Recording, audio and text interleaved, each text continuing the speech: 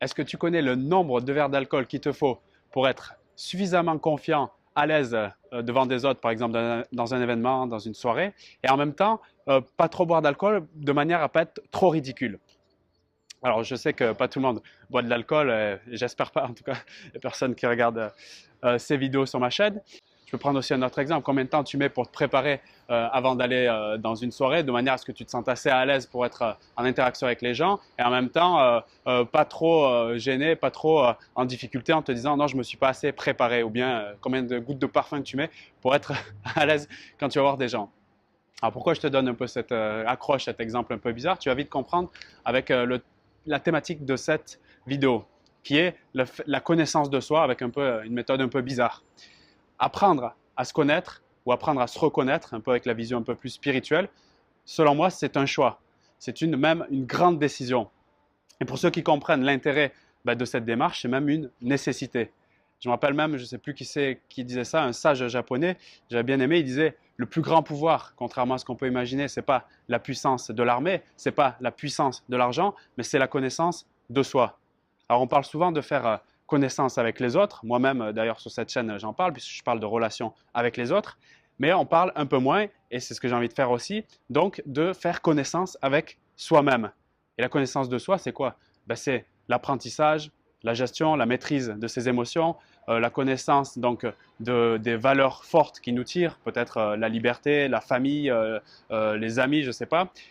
Aussi la découverte donc de ses forces, qualités, puissance, donc, et également de ses faiblesses, donc les choses qui nous tirent un peu vers le bas. Donc malheureusement souvent grâce à l'éducation nationale qu'on essaye de faire progresser, qui selon moi est une erreur, mais ça c'est juste une petite aparté.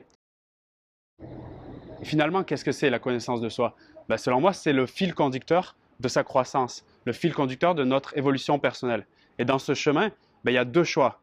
Il y a deux décisions puissantes, deux décisions importantes auxquelles on est tous confrontés. La première, c'est soit je baisse les yeux devant mon miroir et je me laisse envahir par les bruits ambiants, les distractions, les tueurs d'ennui pour éviter de faire ma propre connaissance avec moi-même. Ces tueurs d'ennui, c'est quoi? Ça peut être, je ne sais pas moi, le scrolling sur Facebook, mater des séries Netflix non-stop, le zapping TV, des relations plus ou moins intéressantes avec les autres, parler des autres aux autres avec les autres, tu vois. Le risque et les conséquences de ce premier choix, c'est de découvrir un moment souvent tardif, en fait, quelque chose de nous-mêmes, donc on n'avait pas découvert par le passé, qui nous gâche la vie, qui nous fait défaut. Par exemple, ça peut être typiquement quelqu'un qui va vers une voie et il fait un métier, je ne sais pas, manuel, un peu physique, comme, je ne sais pas, moi, mécano ou un truc comme ça, ou le mec qui répare les roues des camions, je ne sais pas trop, et qu'en vérité, en fait, il est fait pour être plus, son âme, elle est plus en mode créatif, intellectuel, tu vois, créateur de valeur, quelque chose comme ça. Donc ça se traduira par des difficultés dans sa vie, par le fait de s'oublier, le fait de peut-être de consommer de l'alcool. Tout ça, ça va se traduire de cette manière. Et donc pourquoi? Parce que la personne, elle ne se sera pas regardée devant le miroir et donc fait les démarches pour évoluer. Et pour reprendre l'exemple sur la consommation d'alcool que je t'ai dit au début de cette vidéo, cette personne-là qui est dans ce premier cas, qui fait ce premier choix, c'est celle typiquement, peut-être que tu connais, même si tu ne consommes pas de l'alcool toi, c'est celle typiquement qui va, avant une soirée, boire de trop, en mode anglais, là, tu sais, boire des shooters, je sais pas quoi, n'importe quoi. En tout cas, trop de verres d'alcool et arriver dans la soirée, son but c'était d'être à l'aise, éventuellement draguer ou je sais pas quoi, mais en fait elle aura tellement bu qu'elle sera tellement bourrée, c'est la personne qu'avant la soirée commence, elle aura déjà vomi par terre et tu vas devoir limite l'hospitaliser, donc elle sera l'ombre d'elle-même. Ça c'est clairement une matérialisation donc du manque de connaissance de soi.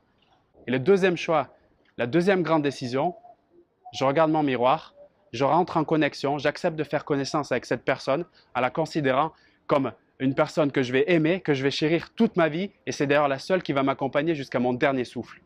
Est-ce qu'un choix est plus intéressant qu'un autre? Ça, c'est à toi de décider. Je pense que c'est selon la vision court-termiste ou long-termiste. J'aime bien un conférencier international, un Américain, Les Brown, qui dit cette phrase: If you do what is easy, your life will be hard. And if you do what is hard, your life will be easy. Donc, si tu fais des choses qui sont simples, tu as des chances que ta vie elle sera difficile, alors que si tu t'engages vers des choses qui sont plus difficiles, eh bien ta vie sera beaucoup plus simple. Donc, je pense que tout ça est lié à la vision, à la croyance qu'on a en nous-mêmes et donc en la vie. À ce moment-là, oui, en ayant une vision plus long-termiste, je pense que le choix de faire connaissance avec soi-même risque d'être plus intéressant. En tout cas, c'est que mon avis, puisque par le passé, j'ai fait le choix un peu court-termiste d'en avoir rien à foutre de moi et de penser aux autres, de pouvoir comment les intéresser, machin, sans me connaître moi-même. J'ai vu les désagréments que ça fait, choix professionnel par défaut, relations personnelles par défaut, et donc résultat par défaut et pas satisfaisant. Et maintenant, ça fait quelques années que j'ai fait. Donc, j'ai pris la décision de me connaître à fond dans tous les domaines et je suis clairement beaucoup mieux avec moi-même et du coup, beaucoup mieux dans mes rapports avec les autres. Et pour terminer, je vais te dire par rapport à l'exemple du début que la personne qui connaît combien de verres d'alcool elle aura besoin pour être assez confiante pour pouvoir être séduisante avec des personnes et en même temps ne pas être trop ridicule à gerber devant tout le monde, ben mine de rien, cette personne, ok, elle a encore peut-être du travail à faire sur sa confiance en soi ou ses méthodes pour être à l'aise, pour faire des connaissances, etc. Mais en tout cas, elle a une force, c'est qu'elle a déjà cette connaissance de savoir justement quel est le seuil où elle va basculer, donc quel est son seuil idéal où elle se sent le plus à l'aise. Donc mine de rien, ça peut paraître un peu comme ça, on pourrait la juger tout de suite instantanément en disant ouais, ben, cette personne elle a quand même besoin de boire et tout pour être à l'aise.